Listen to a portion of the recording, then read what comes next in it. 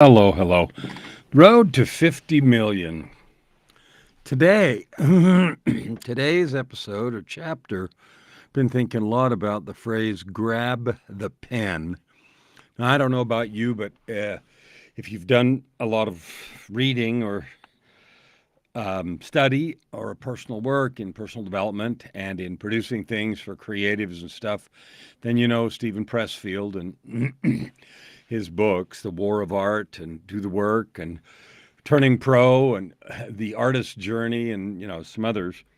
Those are his nonfiction, and he's got a bunch of very successful fiction books, including The Legend of Bagger Vance, which was made into a movie. Anyway, I refer to him because I enjoy his work, and it's centered around a really specific thing. And that is just do it. Just take control. And Nike says just do it, and everybody says just do it. And sometimes you hear that so much you want to just scream. What do you mean just do it? I don't have time. I'm too tired and all the rest. And all of that's true. You may be too tired and everything else. But today I want to talk about grabbing the pen because your life, my life, gets written every day we go by. And I use this picture, this dude in the background on purpose, this warrior guy back there waving a thing around. And it's a fantasy picture. But I did it on purpose because life doesn't have to be a battle. It's not a war, but it is a struggle sometimes. It's a difficult process where we have to intentionally choose things. And I went to church today, and I'm our organist for our church, and I played the Christmas hymns for the congregation to sing. And there were a couple of really good talks today, and it made me think about this idea of grabbing the pen and about Pressfield and about just taking action. So every time I go to a place, go to church or go somewhere inspirational, I get inspired. And I did today. And so I came home and grabbed the pen, literally and figuratively, and made a plan, another plan, a refined plan for this week and for coming years. This road to 3-year plan, 2-year plan, 1-year plan. And part of my 1-year plan, of course, is the road to 50 million. And I'm pointing up because it's on a thing above my screen. But anyway, this is your opportunity, your life, my life. It goes by day at a time, a week at a time. And grabbing the pen is a phrase that means take control. Because what happens when we don't take control is circumstances around us take control. How we feel that day, whether or not we owe taxes or getting a job or not liking our job or having a fight with our spouse or having kids that are struggling or having a disagreement with a coworker. All of those things define your life. And so then we talk about life in terms of those things. That isn't going right. They're not doing this. They should do that. The government, the war, whatever it is, and we shake our finger at it like that is going to solve something. And the truth is grab the damn pen. Take it away from all those things and write your own story. We can always quit, but you know what? They don't write stories and make movies about people that quit. They don't. And so if you want to have a legacy for yourself or for your family or for those around you, then take the pen and write it. There's lots of phrases that talk about that. Someone said the best way to predict the future is to create it. And phrases like that sort of capture this idea. But then we struggle for so much time and effort in the idea that we can't, or we don't know how, or we have to wait for a set of other things to happen. We don't. That's just not a true thing. Now, I'm always in the middle of several books, and one of them I'm reading right now, again, is Joe Dispenza's Becoming Supernatural, and he talks about compressing time and past and future and present all existing in the present moment, and that's not even a weird concept. When you get into quantum mechanics and the concept of time expands and contracts, and even in sacred literature, the divine says that everything is present in the eyes of the divine, and so we understand from that time isn't linear, except we perceive it to be. And I'm not trying to make a woo-woo weird video for you in the road to 50 million, because the road to 50 million for me is like that dude, like this dude up on the mountain, walking forward one step at a time, one video at a time, one person at a time, one blast of love that I send out at a time. But my question to you is, what is your goal? What are you writing in the chapter of your life? What does the chapter of December 11th say? What does the chapter of December 12th say? What does the chapter of December 10th say? One of the things that happens at church, I'm in the young men's program with the youth, the young men that are 12 to 18, and we meet for an hour on Sundays, and it's fun because one of the things we do is we go around the room and each person says what the high point and the low point of their week was. We call it your highs and lows. And I love that little activity because the leaders get to talk too, and it gives me a chance to think about highs and lows.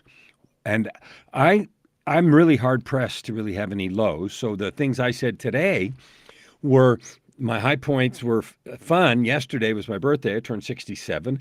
And then I said, and that's the first year of the second half of my life because I'm going to live to be 132. And the other high, I said, instead of having a low, was the guests that I got to interview this week for both my television show, Creatives Save the World, and a couple of guests for the podcast that are coming out soon. And so I just I want to invite you to write your story on purpose, one day at a time. One of the things we talked about with the young men today is preparation. And preparation, we talked about studying for tests and physical preparation. One of the other leaders there owns a trampoline place called Launchpad, and all the young men are familiar with it. They go there and, some of them have worked there and so forth. But we talked about preparation, physical preparation, academic preparation, studying for tests and that sort of thing. And then we moved into preparation for your life and preparation for your day. And we start talking a little bit about how do you have good days? How do you have time to do all the things you want to do? And here's a way to grab the pen for tomorrow. If you see this tonight or whenever you see it, does an athlete warm up before or after the show or the event or the competition? Well, the answer is obvious. Of course, you warm up before.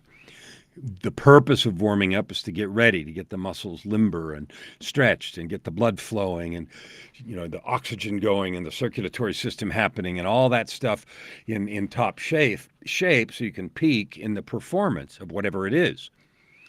Well, if you want to have great days, if you want to grab the pen and write a great day tomorrow, simply declaring it's going to be a great day, well, okay, I'm not saying there's anything wrong with that, but it's far more powerful to intentionally prepare, to have a warm-up. So what is your daily warm-up? What is it? I've written tons about that and many, many chapters in many of the books that I've written.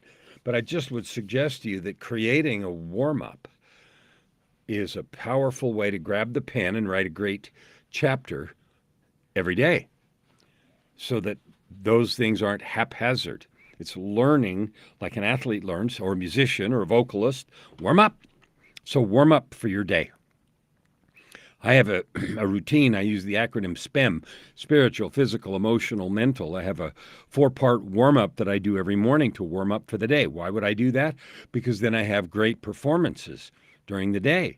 And I don't mean performances. Well, today it was because I was playing the organ. But I just mean doing the things I mean to do. So here's my invitation to you. Insist that you have a great day. Warm up. Increase your chances. Live into your gifts and talents. You're a divine being. You have infinite capability. You have kingdoms. Whoops, wrong finger. You have kingdoms to hold and defend and to win and to survey.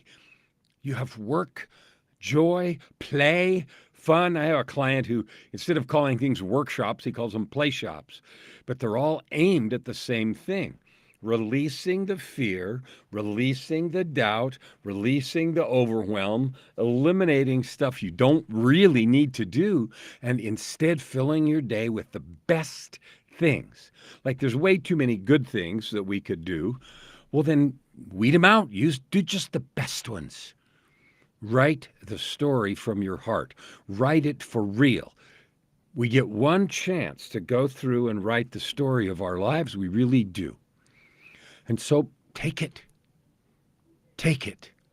Don't let anyone convince you or say anything to you that you're less than beautiful, less than wonderful, less than divine, because it's not true.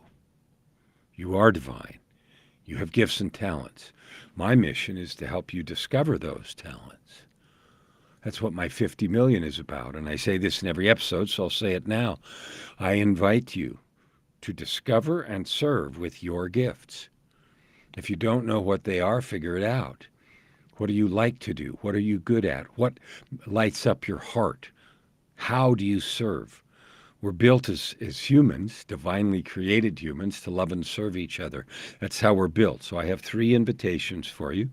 The first invitation is if you watching are living a life of purpose, prosperity, and joy, where you feel like you're living that ultimate life, I'd love to have a conversation with you because I love knowing more people like that, and I might have some things that we can do together, and I also have a podcast you might want to be a guest on.